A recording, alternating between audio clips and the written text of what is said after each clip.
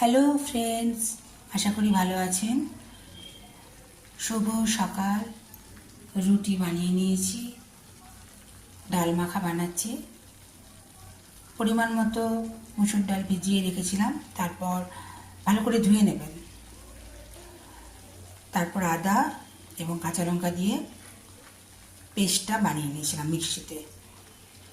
এরপর কড়াইয়ে সর্ষের তেল দিয়ে তেল গরম হয়ে এলে গোটা জিরে, শুকনো লঙ্কা ফোড়ন দিয়ে তেজপাতাও দিয়েছি। তারপর পেস্ট করা ডালটি ওর মধ্যে দিয়ে দিয়েছি।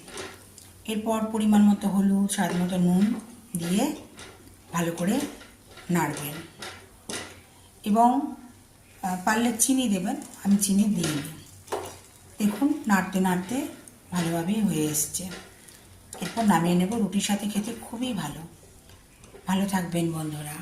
সবাই ভালো থাকলেই ভালো, তাই না?